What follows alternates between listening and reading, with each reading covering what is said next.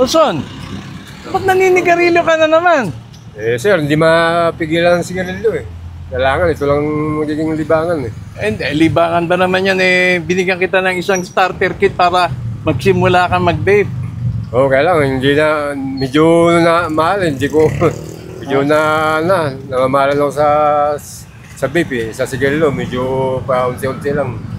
Pautay-utay, tingi-tingi. Oo. Eh pag vape pa, magkanong kailangan mong pera sa bulsa para makabili ng vape? Hindi na sa 700 doon, mahigit pa. Eh sa sigarilyo, magkano lang kailangan mo? Eh, sa sigarilyo, isang nasa 160 lang. So mas madali mong mabili ang sigarilyo kaysa makabili ng vape. Oo. Mas mura ang yung sigarilyo eh. Saan ka ba nakakatipid? Sa pag-vape o sa pag-paninigarilyo? Yung binigay ko sa'yo, nakailang araw ba yun?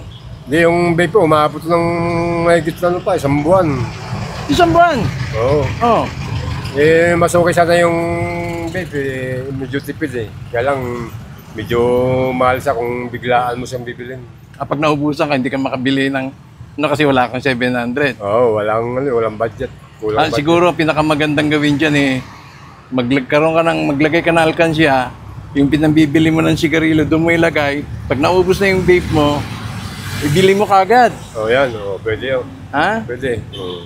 Mas nakakatulong pa yan dahil mahirap na kapag nagkasakit tayo sa paninigarilyo, mas mapapalaki tayo ng gastos. Oo nga, medyo minsan nihihikaan din ako sa sigarilyo eh. Pagka sa vape, medyo kontrolado pa eh.